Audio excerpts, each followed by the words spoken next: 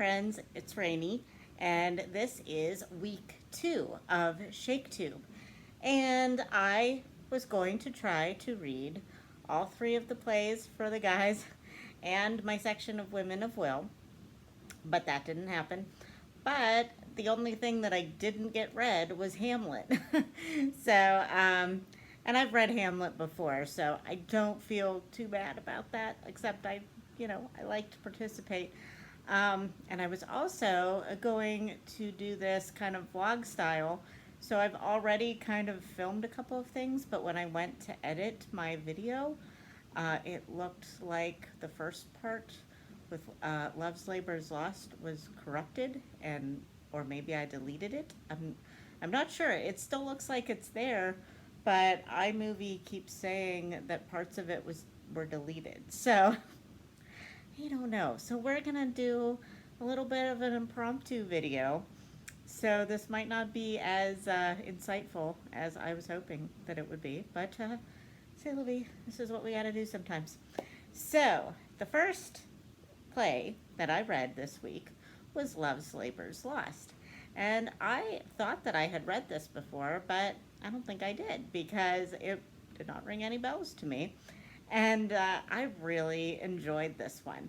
This is not a very well-known Shakespeare play. I feel like everybody knows the name of it, but that's about it. And it's a comedy, and it follows a the King of Navarre, and 3 of his lords who have all taken a vow of like scholarly, scholarly penance almost, where they have decided that they are going to not have any association with women for, I believe, 3 years. And they aren't going to allow women to come into the walls of the castle. And they are just going to study, study, study, and become these, great scholars. And they, I don't know, they have like food restrictions and sleep restrictions and all this stuff. And it's kind of like, why? But the biggest theme is that they have made this vow to stave off women for 3 years. And guess what happens? Right after they've decided to make this vow, women show up. Shock horror. So, the Princess of France shows up because I guess she wants to. I guess the King of Navarre already had like a meeting scheduled with her to discuss something. I can't remember, but something of state. And before he made this vow, so it was like, oopsie, and she shows up with 3 of her ladies' maids, or, 3 gentle women, and, of course, they won't let them inside the palace, but they went out to greet them at, like, the camp that the women have. So they instantly, of course, everybody falls in love with a different one of the ladies, but they all are trying to hide it from each other because they've all made this vow. And, hilarity ensues, of course. And I just really thought that this was really funny. It was a little bit different than the other Shakespeare comedies that I had read because, like, everybody says that, in Shakespeare's comedy, it always ends in a wedding. And this one didn't, or at least not end in a wedding, but like the promise of a relationship. But this one didn't, and it kind of ended on a sort of a sad, like unsatisfying note. And but I kind of liked that because it was kind of more realistic in the end, which the rest of the play was kind of not realistic at all. Like, it was, all 4 of the men, coupled up with a different woman, but they were all, like, afraid to acknowledge it because of this vow, so they would write letters to the women, but then they gave it to Custard, who was, like, their page, who he was supposed to give it to them, and he messed it all up, of course.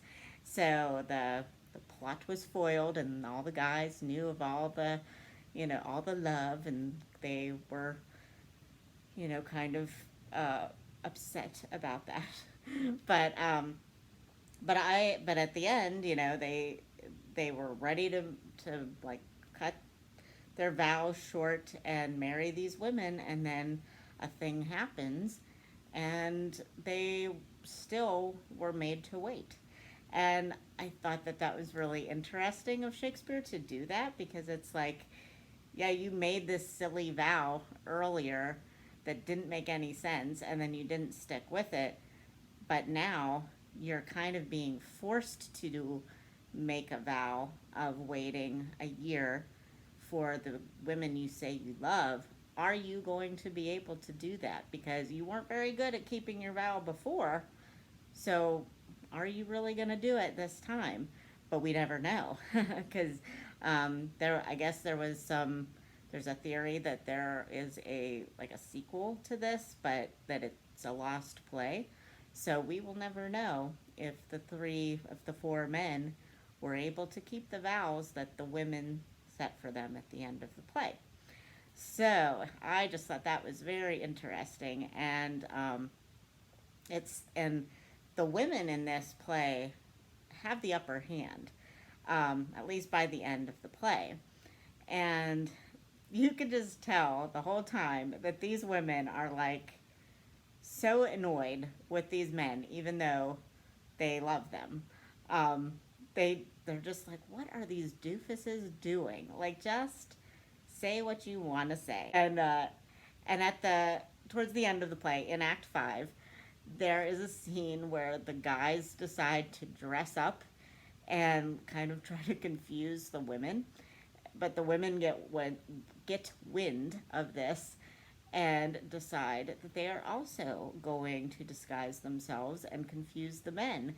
And this is a really funny little blurb that they have that, to me, just shows off the snarky characters of these women that are just really awesome. So in Act 5, when they are getting ready to kind of confuse these men, and they're getting ready to put on their veils and change around their jewelry so that the guys will be confused, Catherine, one of the ladies' maids, asks the princess, what is your intention with doing this to these guys?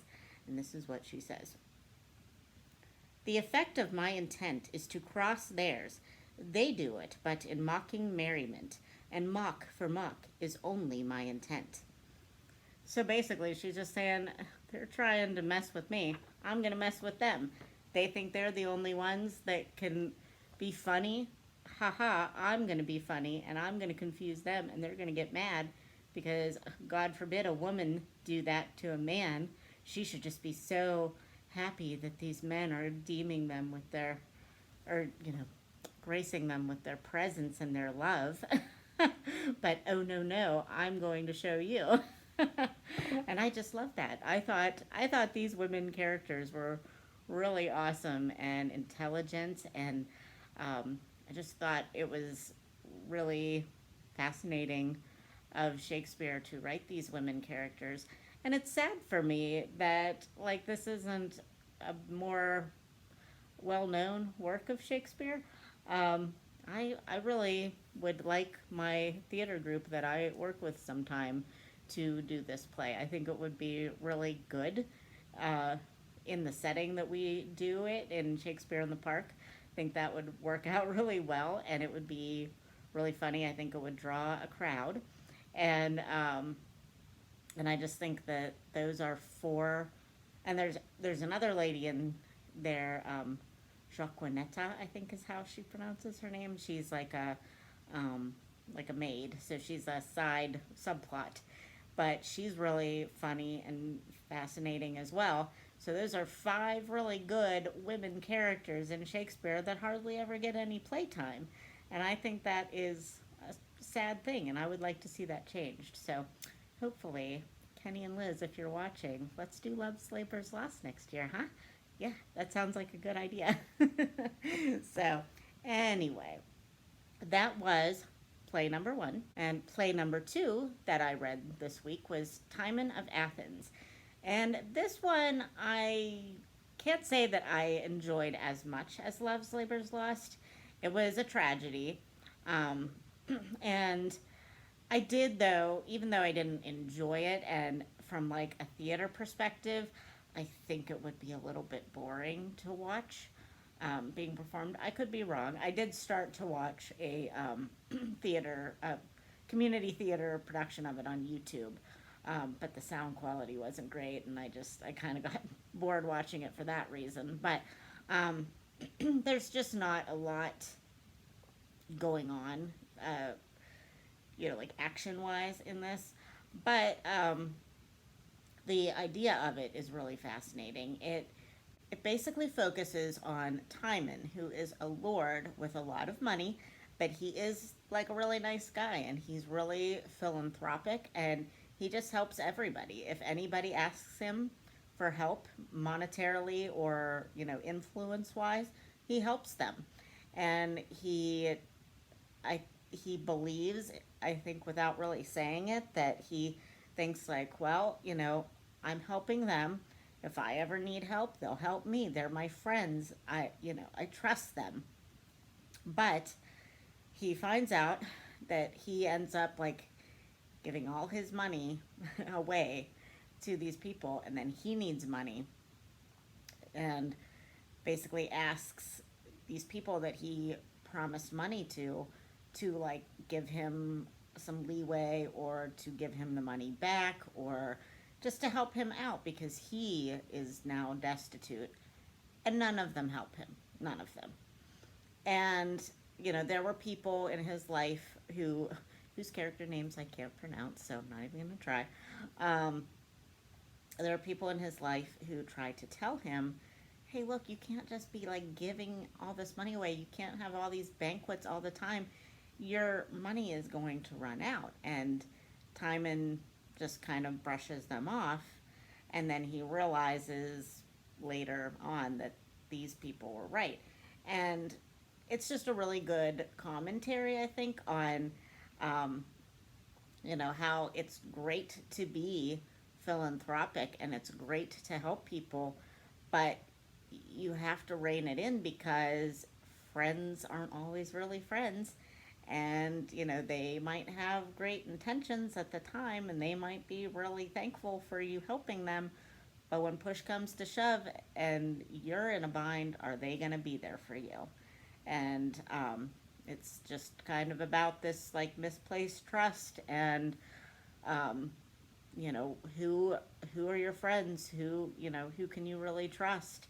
And I feel like all of these people that told Timon stop being so nice all the time were his real friends, and he didn't see that.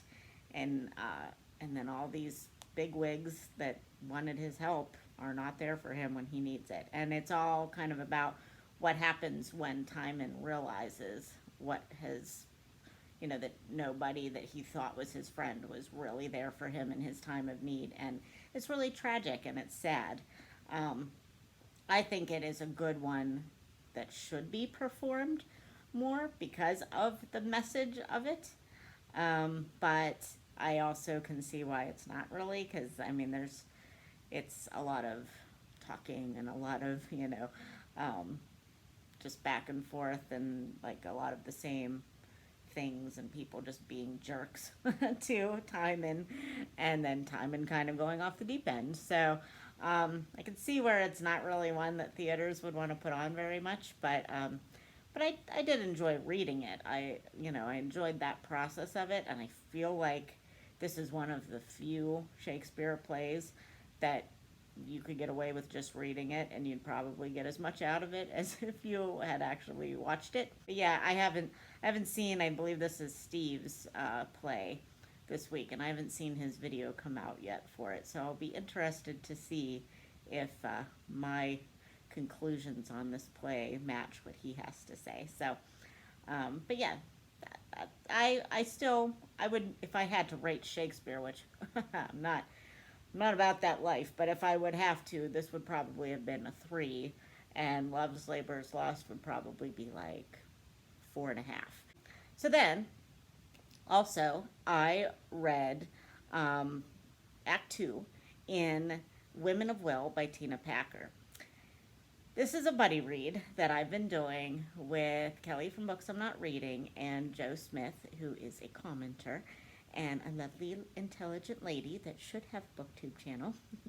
and she and we have been enjoying our conversations about this book, but we have not really enjoyed the actual content of this book. Let's just say that. This chapter was about sexuality in Shakespeare and his women characters. And I enjoyed this one a little bit more than the first act, basically because I could relate to the plays that she talked about more in this. I'd read more of them. She talked about Romeo and Juliet, The Tempest. I think she talked about Merchant of Venice. I'm kind of going from memory here, but yeah, so she talked about all of those ones, and she talked about Antony and Cleopatra, which I've never read, but I know like the historical backstory to Antony and Cleopatra. So like I could still kind of relate to that whole idea behind their story. So I enjoyed it from that aspect a little bit more because I had a little bit more, like inner monologue and inner dialogue with Tina Packer during this than I did with the first act. But she was a little too rambly, and she went off on tangents about the soul, which I did not agree with at all. Like her views on the soul, I just don't agree with. And that's okay because I mean, Tina Packer's, I would say, definitely coming from a different belief system than I have. So I mean, that's okay. If she doesn't believe what I believe, that's fine. We're all entitled to our opinions. But her views on the soul and how it relates to Shakespeare, I thought were really presumptuous of her, and I didn't like that she was trying to fit Shakespeare into a category that I don't really believe he fit into. I'm not going to say that I know what Shakespeare's faith level was, but he did come uh, from a time period where religion and God were very important in everyday life. Like there was really no separation of church and state. Like they probably knew more about the Bible and references to the Bible than we know today. Even though they didn't have as ready access to it as we have today, which is kind of sad, but that's a different video. Um, so I'm not going to say that I have any inkling of what Shakespeare actually believed, but Tina Packer kind of says in her book that uh, Shakespeare was using soul throughout his books. Like anytime there's a reference to soul, he was using it as a verb and not as a noun. And I don't agree with that. I mean, I don't agree with her saying that the soul is just like this verb, kind of like more of a what you do, and it has nothing to do with something that is you. I don't agree with that, but to say that that's the way Shakespeare wrote about the soul, I also don't agree with, because not that I'm not a scholar of Shakespeare. I'm not even like that well read in Shakespeare, but I have participated in a fair number of Shakespeare plays. I've seen a lot of Shakespeare plays on stage, and not that I was ever really looking specifically for the soul, but or references to the soul in his work. But anytime that a Shakespeare play references the soul or spirituality or religion of any kind, I feel like it is very much tied to religion and spirituality and Christianity at that point, um, whether he actually believed it or not. I think that he honestly believed that the soul was the soul in, was a part of part of the person. And and even the references she made to try to make her point, I thought did not make her point at all. I thought it was the exact opposite of her point.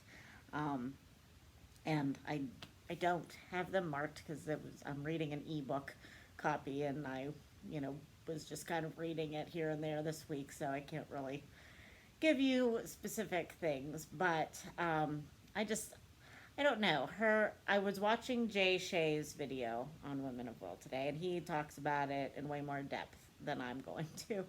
But he made a reference to an interview that Tina Packer had, um, where she said that a lot of her things that she talks about are just things that she just somehow she just knows. And I'm like, what?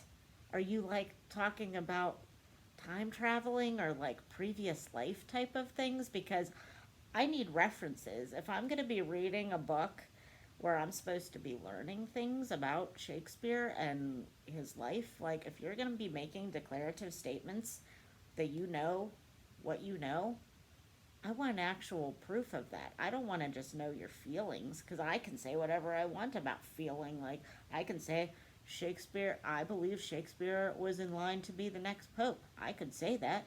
I could feel it in my bones. Doesn't make it true. So, I mean, like, what? When Jay said that in his video, I was like, oh my gosh, this lady, like, doesn't really know apparently what she's talking about. And like in another one of Jay's videos, he talks about it being her thesis a lot. And I was like, yeah, that's a really good way to look at that, because I feel like this is a college paper where she is just trying to make any reference she can fit her belief. And we've all done that. I'm not going to, say that she shouldn't do that, but then to publish this as a scholarly work when you're just trying as much as you can to make these references fit what you have to say, you're just pulling out whatever you can to make it fit your idea. I don't know, because I mean, a lot of college kids that do that, they don't know what they're talking about because they still are learning. They're trying to learn, but they're not true scholars yet. They're still in the learning process, and I kind of feel like that's what this is. This is her trying to learn about stuff and just fitting things in where it goes. So, that being said, I don't want to be too ranty about this, but um, yeah, I'm enjoying having the buddy read with Kelly and Joe. I'm not necessarily enjoying the actual book, but we'll see. I mean, I she does make some interesting points here and there, but it's just sometimes somehow the overall tone of the book is throwing us all off, and yeah, so that's all I'm going to say about that. But I'm going to leave the links to Kelly's video and Jay Shea's video on this in my description, because they're much more in depth than I am, because I was kind of thinking that I would already have this video done, and it didn't really work for me. So anyway, that's all I read Shakespeare related this week. Um, and I'm still going to maybe try to read Hamlet this week, or this weekend, but I have some other projects going this week on top of trying to get my house cleaned up, um, and oh yeah, and this is interesting. A coworker of mine who is the one that is responsible for my love of the Dresden Files, he is having his first baby, and he has decided that he wants us to have an office craft project and where I am going to teach them all how to crochet, and then we're going to crochet a baby blanket, one baby blanket for his baby.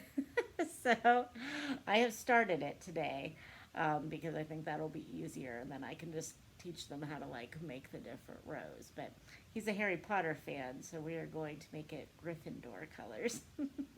So so yeah, I will show you that when I get more done on it. Right now, it's just a few rows of red. So, but yeah, that's gonna be my project. Like as if I need any more projects in between my play rehearsals and trying to keep up with ShakeTube. So, yay!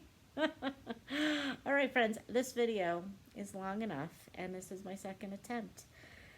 So I hope that I will see you again next week. If I don't, I hope everybody's having a good ShakeTube. And yeah, we'll talk later. Bye, friends.